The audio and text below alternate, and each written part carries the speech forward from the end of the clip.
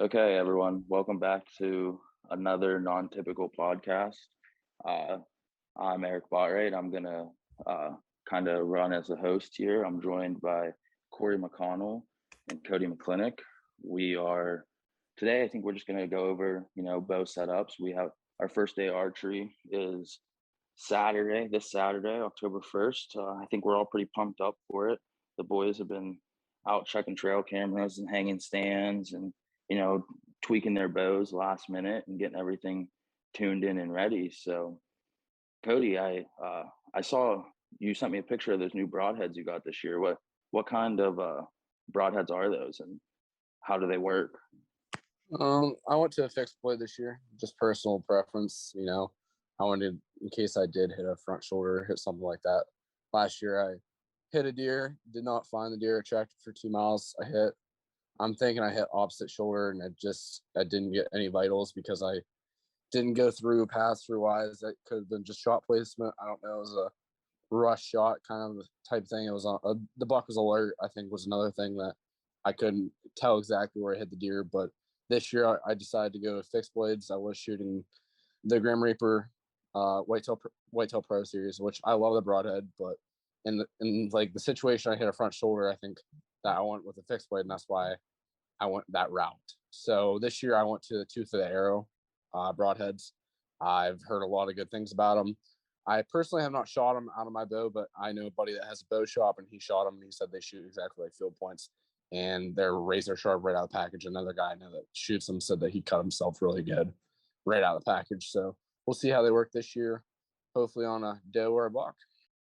Yeah, Corey, I know you and I have I think we both plan on running the same broadhead that we picked up at the Great American Outdoor Show in Harrisburg there back in February, the Annihilators.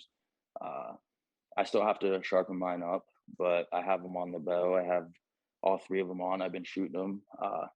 They fly pretty well. I don't know if you've shot yours yet or have had a chance. If you got yours to fly like field points like they say they're supposed to. Did you get a chance to shoot those yet? Yeah, so I shot them just the other day. They shot pretty well. I mean, you guys know I don't shoot exactly consistent, so it's hard to tell. But like you said, like me, you, and Garrett ended up getting a deal. What was it, like I think it $60 for was 3 packs, something like I that? don't even think it was that. I think the show special. I think we ended up getting them for around $50 since all three of us bought them because he said if all three of you buy them, we'll give you a deal. So I think we got them right around $50, which right now, if you look online, they are going for over $60. So, I Per mean, package. yeah, per package. So, Yeah. I mean, $10 off. I mean, it doesn't seem like a whole lot, but in the grand scheme of things, kind of is. Yeah. I mean, so my first, like, watching all their hype videos and stuff like that, dude, that broadhead just seems so freaking killer. Um, like it should have no problem busting through a shoulder, even if for some reason you do hit one. Um, but I did notice when I opened the package right at the Great American Outdoor Show, me and Alex, we started looking at them, and they weren't as sharp as I'd like them to be right out of the package. But the way they have them set up, it's actually not even like it's a fixed blade, but it doesn't have blades, if that makes sense.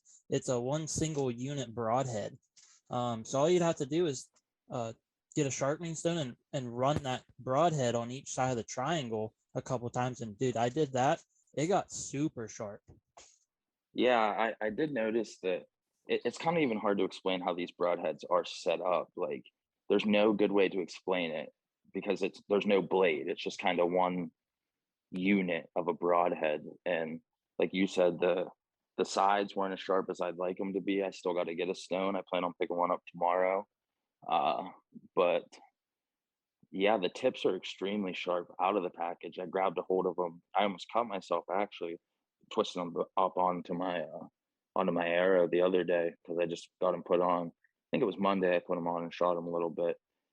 They fly decent for me. I had to tweak my sight a little bit. I was hitting probably 2 or 3 inches right, which isn't awful, but still, would like to have that dead center so that when the time comes, hopefully that monster buck comes walking in, we'll be dialed in. And like both of you have said with the front shoulder issue, It was kind of a running joke in our group last year for me that I hit 2 front shoulders last year, which I was pretty upset about because usually, you don't want to see that happen. Both bucks ended up living, and we saw both of them probably a couple weeks later.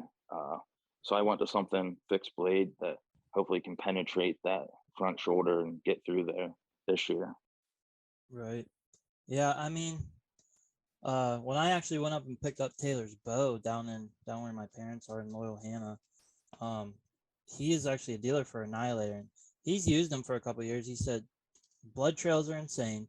It's just crazy. The only thing he had to make sure after he put a couple broadheads to the test is to actually screw the broadhead into your insert, then glue your insert matching with your fletching. So each blade's going to match up with one fletching on the back of your arrow.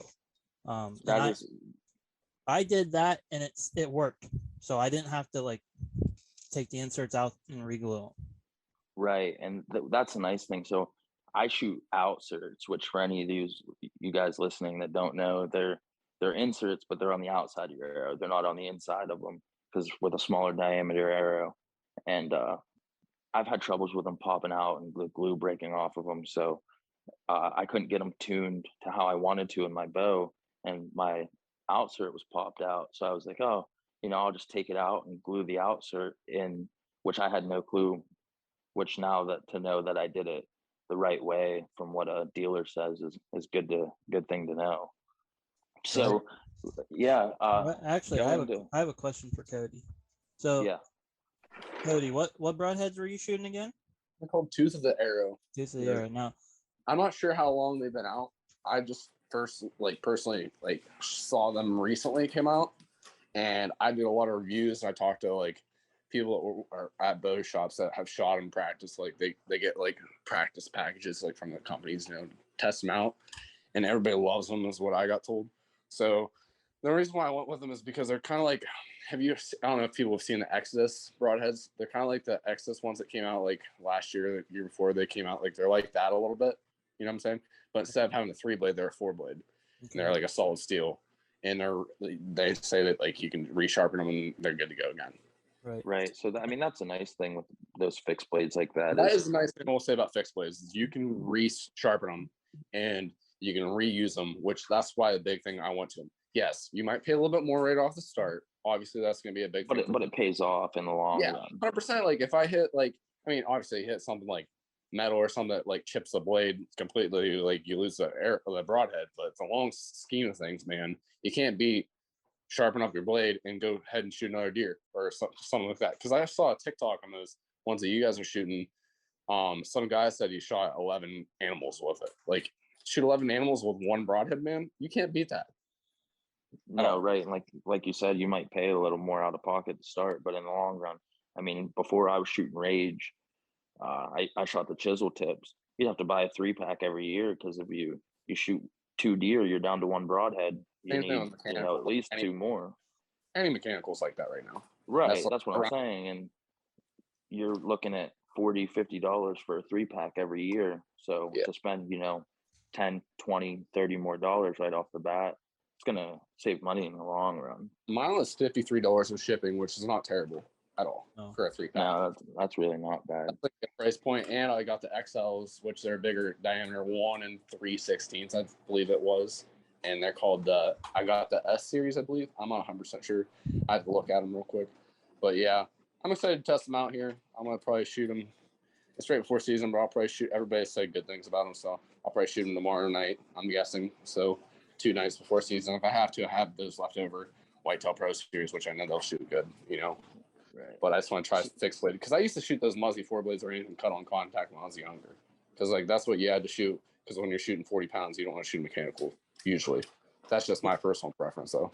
Going back to when you were young, dude, I was just thinking about this the other day. So my first year, I was 13. All right, my dad took me out. It had to be the first couple of days of archery season of my first year. All right, and obviously as a 13-year-old, you can't go and buy $50 pack of broadheads because obviously I didn't have a job. So I actually ended up buying Walmart brand. Well, not Walmart brand. I bought a pack from Walmart.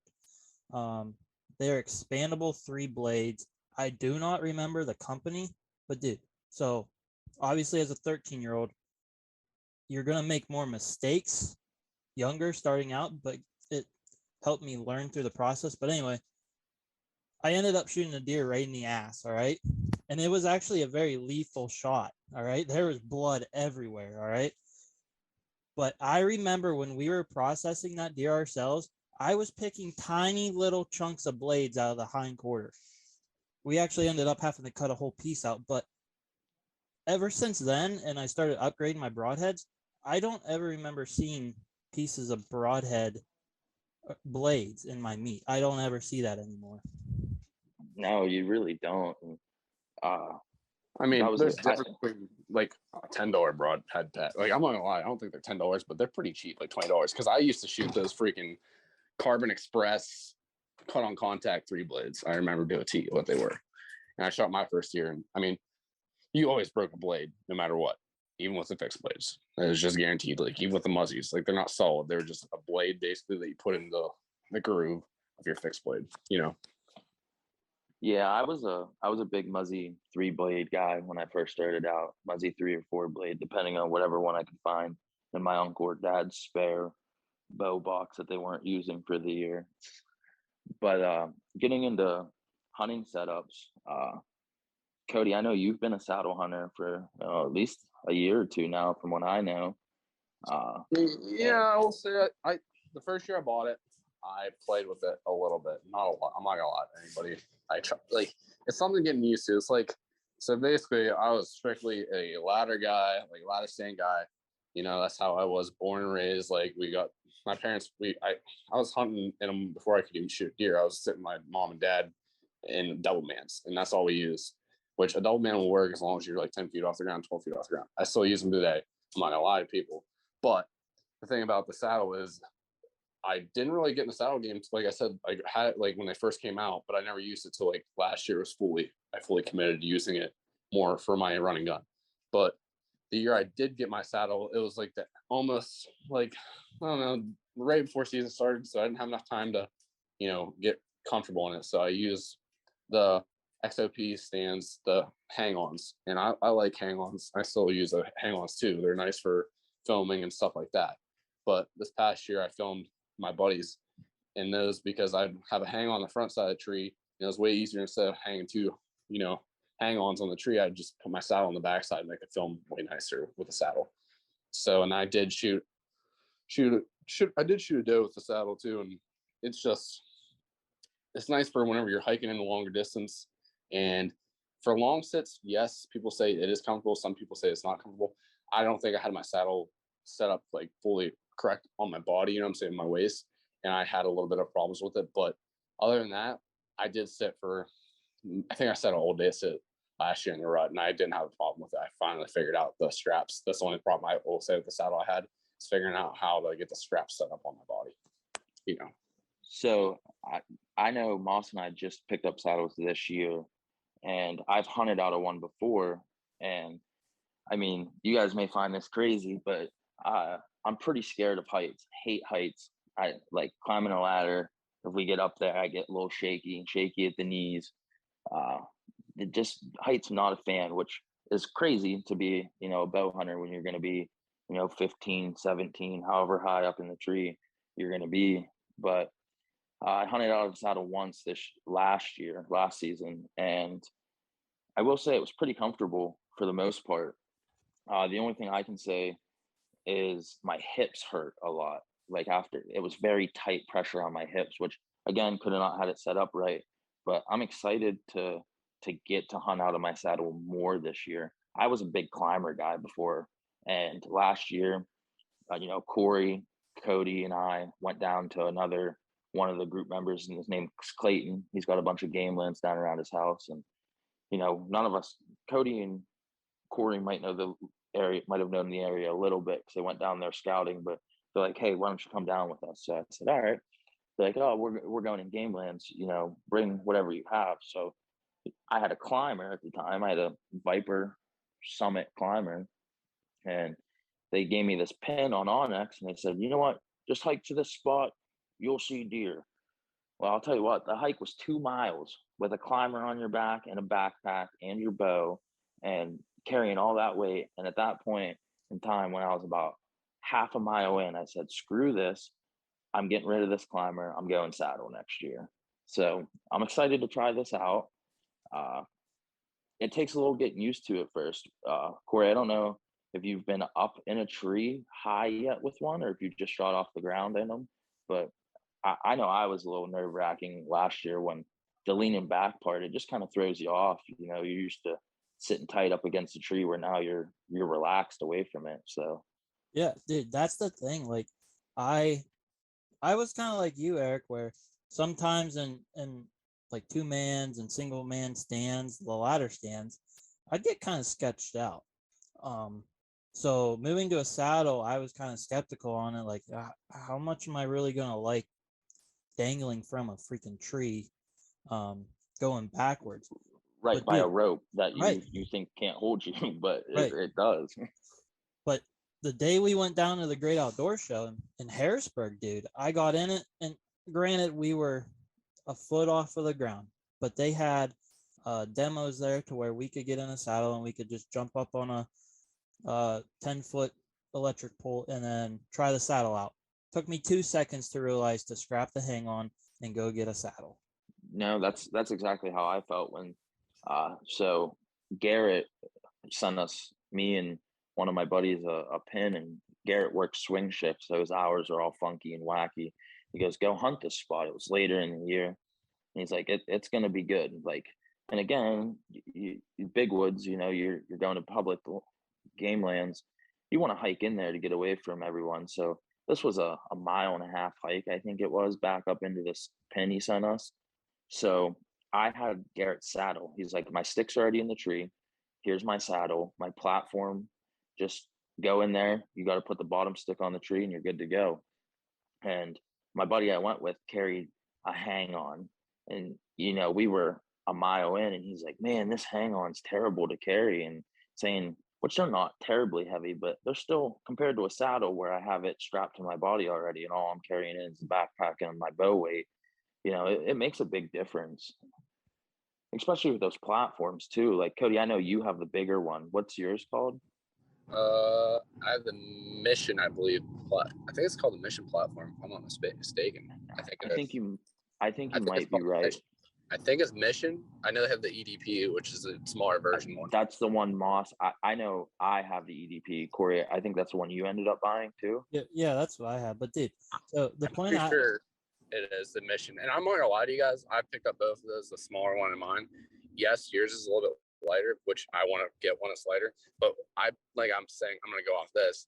I bought the carry all your shit backpack. I call it. It's called the C.A.Y.S backpack from Trophyline. And I'm telling you right now, man, with me putting that saddle and my sticks on that backpack, I can barely feel it on my back. And I have the saddle inside the backpack too. And I carry so much more crap than I used to when I just had a normal backpack. And I used to do some like rigging, you know, whenever I used to put it on my backpack, you know, to make everything work, because I didn't have the legit backpack set up for sticks and a platform. And I'll say right now, it's a game changer getting a backpack that can carry your sticks and your platform with back you. Right. 100%. I feel like that's such a big thing is if you have the right backpack, which I'm still in the market for one, because Cody, I haven't seen yours in person yet, but I've looked into that one, the C.A.Y.S or whatever it's called from Trophyline. And then Corey, I know you just bought a Badlands one that you stopped when you were coming through at my house the other day. And I mean, it looked pretty legit. Like, I don't know, have you strapped everything up to it yet to see how it works? Or? Yeah, dude. So when I was hanging in the tree the other night shooting my bow, I had everything on my back. Well, obviously, I had my sticks up, my platform strapped to the tree, but I put like my camera arm up, put my camera in it, got the whole shebang in the tree. And dude, the only thing I will not complain about, I'm still not 100% sure how I'm going to strap my platform to the back, but my hands are also free, so I could also carry it. My only worry with mine is I don't know how I'm going to fit my camera arm and my camera in my bag. I mean, there's a big pack in it, like, but I don't want to, I don't want to smash my camera. Right. You don't want your stuff pushed up up against that platform or up against that. Well, it's on the outside, but it's on the outside of the pack, but I'm still worried about like putting it inside the pack. Like it's still like smashing it. If I like, let's say I like set it down on like whenever I set down, like there's still a lot of weight on your back. So I'm worried the camera's going to smash inside the pack. That's all I'm worried about by setting it down, but Right.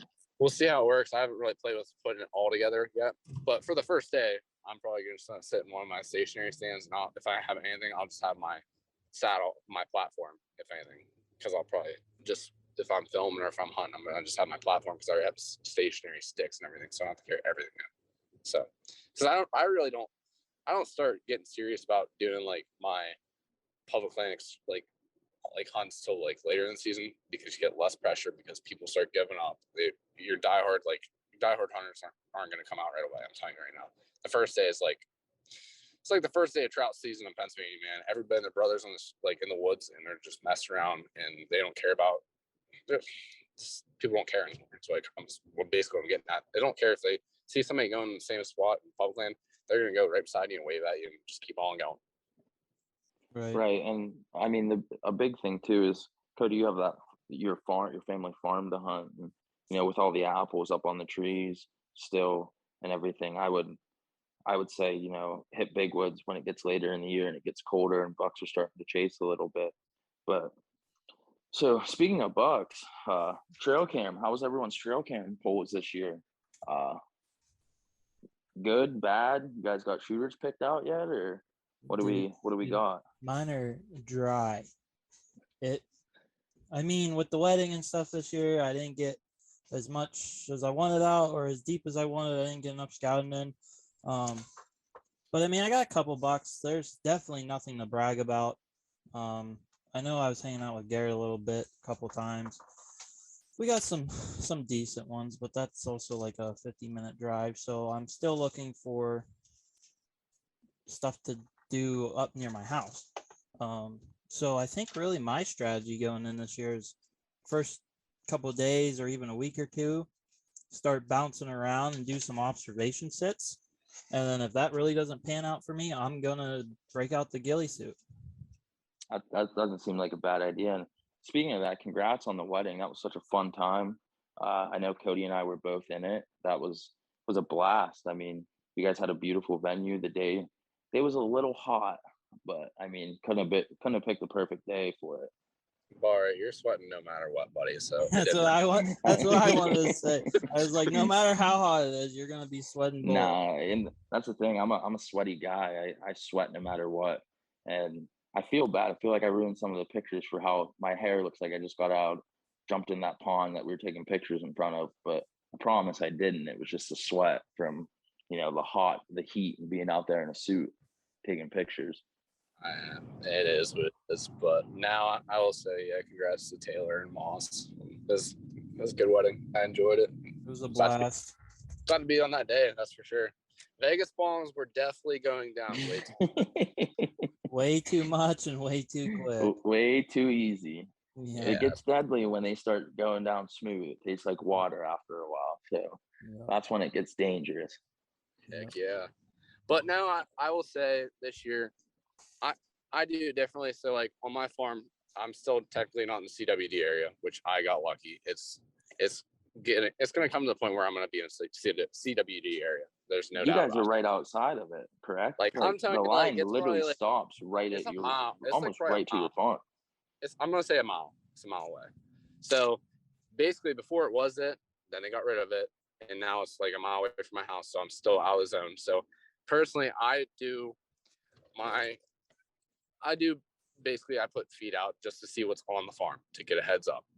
And then whenever I can't feed anymore, I go to my food sources and I go to mock scrapes. And I've been doing mock scrapes now for last year. I seriously got into it. This year is my second year. I can say I'm like seriously into it. And I will say mock scrapes are probably one of my favorite things to put scrapes in general. It doesn't have to be a mock scrape, but just scrapes in general. If you can find a scrape in even big woods, put it on there, see what the heck's hitting your camera. That'll tell you if there's a mature buck in the area. That's why I'll tell everybody right now is if you're not sure if there's a mature buck in that area, put it on a scrape. And you'll see what's coming near that scrape, and you'll find out when the best time to go in there and hunt it is. If you have daytime pictures, then go in there in daytime pictures, but make sure you have the right wind and figure out what time that deer's coming in there, and try to get in there way before he does, and try not to bump him out of his bedroom, and hopefully stick an arrow in. That's all I'm going to say to everybody right now. Is this year I'll probably say on the farm personally, I would say there's 3 or 4 good bucks that I would be happy with. And I'm not saying there's nothing over. Probably 140 is the max. I'm not going to blow smoke, and there's a lot of 110, 115 inch deer. If they make it next year, it's going to be a good year next year on the farm, 100%. It's not a bad year this year on the farm, but there's always that 150, 160 inch buck that comes on the farm later in the year because there's so many does on the farm. That's what always is going to happen no matter what on my farm. There's just so much private around my farm that I haven't made, that there's like 2,500 acres that nobody else hunts besides one guy. So like those big bucks come on my farm later in the year whenever they're just sitting on his farm early in the year, you know. So this year was a bad year for me trail camera wise. I got caught up, working some longer hours, and I really got big into golf this year, and I just never really made myself time to put any trail cameras out, which is sad. I think that was part of the reason why, it took me up to last week to get really excited for archery season.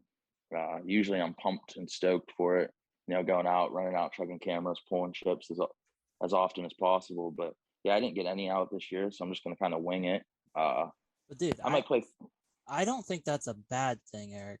Like, honestly, like, I'm starting to realize, like, yeah, I didn't get as many trail cameras out. I'm not seeing any crazy bucks that I'd like to see.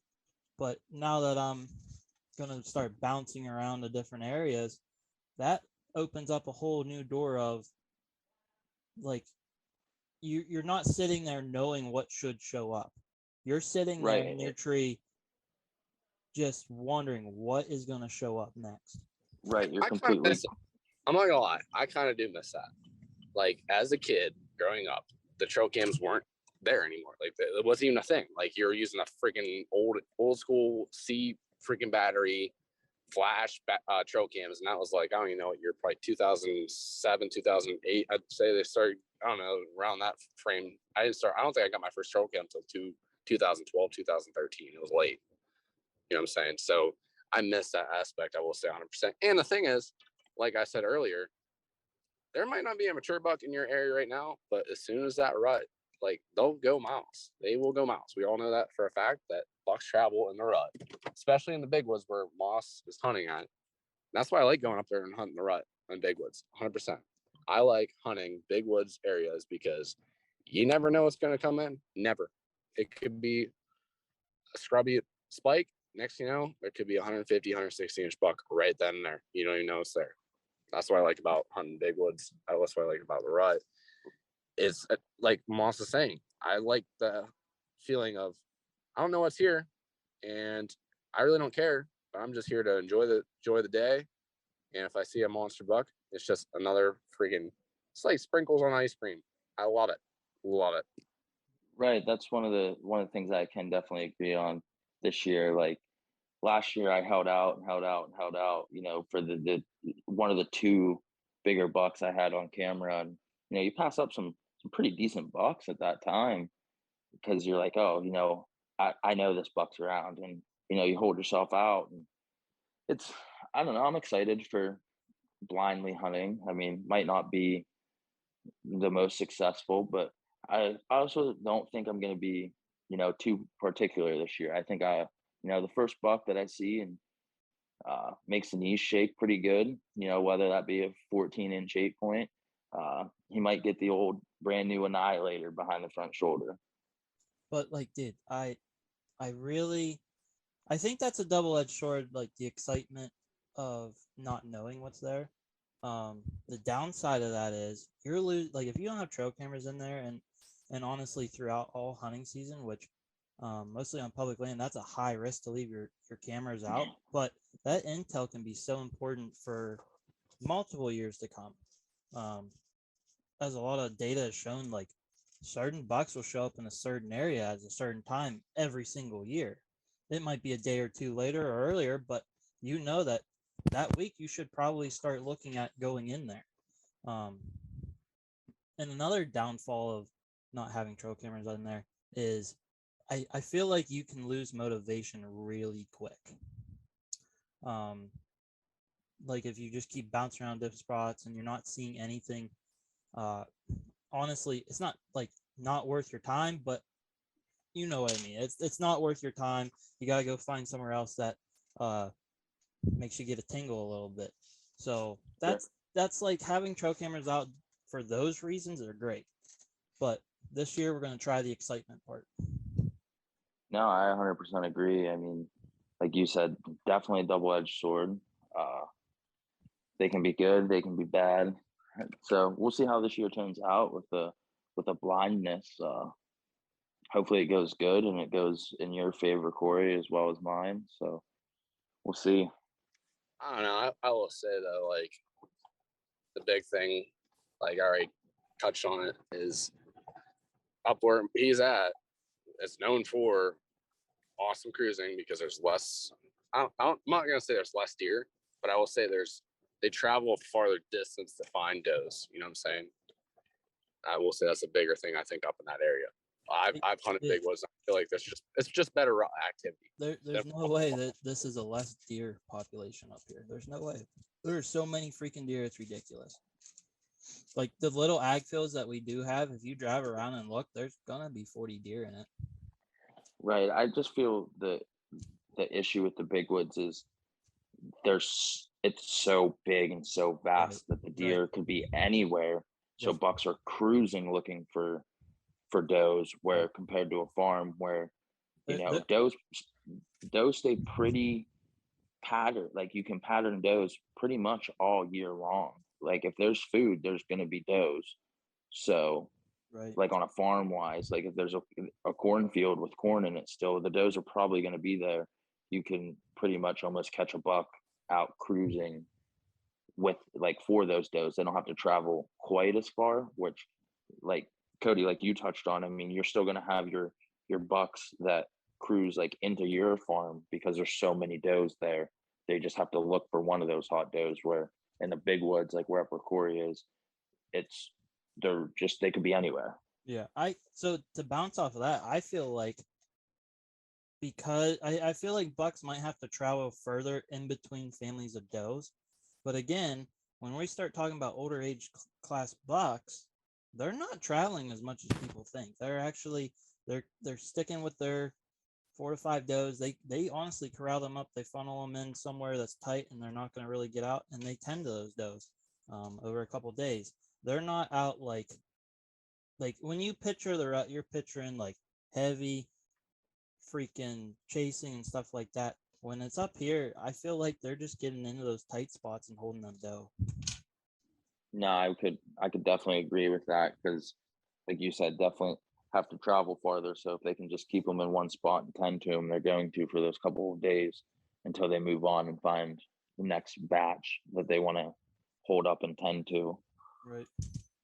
I'm not saying less does up there. I'm just saying I know, like on farm fields, like Eric was trying to bounce off of, that they're going to be in. Like I know there's more pockets on a farm. Like they're going to come to, like he was saying. Right. But the thing about up there in the big woods, though, like you were going off of, yes, there's more. I think there's more. I'm honestly going to say this. I think there's more mature bucks in big woods because there's less pressure because of how far, up. Like not a lot of people go way back in their rifle season. Yes, it's going to get pounded, but even on a farm, dude, they hide. Imagine thousands and thousands of acres. They have so many more places to hide than on a farm that's surrounded by fields. They're just like little pockets. And they still hide in these little pockets on these farm fields, like in the farm, like it's kind of like Iowa, like there's a bunch of farm fields, there's a thick patch and a big buck's gonna be in there, but somehow they still get out of it. So like imagine thousands and thousands of big woods is what I'm going off of. I feel like there's more mature bucks. Those mature bucks don't get mature from being stupid. That's one thing for sure. 100%. Corey, how are we doing on time? So we got about 2 minutes left. Is there anything? I mean, dude, let's just end it. Like, I am freaking excited that in 3 days we're gonna be sitting in the PA woods. Yeah, can't wait. I'm pretty stoked for it. I just hope Hurricane Ian does not blow me out of the tree. That's all I worry about. I don't want that Ian to freaking blow me down the ground. That's all I'm worried about. I don't think it's hopefully the supposed to rain hit us. holds off. Yeah, I don't think it's supposed to hit till later Saturday. So Saturday might be a washout, but Saturday morning might be honestly killer. That cold front. I know I'm off Monday, so that cold front Monday, I looked at it. It looks pretty minty. So hopefully I will be in the stand. And I know one thing, I'm gonna shoot a doe. I'm hungry for some backstraps. Yeah, I'm looking at the weather right now, dude.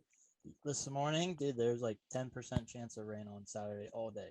Now, yeah, it might be. It could be hit or miss. It just depends. I wish both of you luck this season.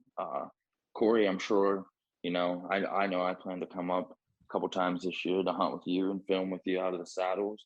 Cody, good luck to you. Even though I know I'll see you around. I think we talked about maybe hunting together Saturday morning, me filming you too. So we'll see. I wish everyone luck that listens to this. If you're from PA and if you're out already hunting, hopefully you got a good buck on the ground. But probably next week sometime we'll run another podcast back and we can bring in some other people and talk about first days, and hopefully someone in the non-typicals lays a good buck down the first morning. Yeah, so definitely we're going to try to get these podcasts out around once a week. I think that's a direction that whole group wants to go, so we're gonna run with it. So make sure to hit that follow button and follow us on all other social medias.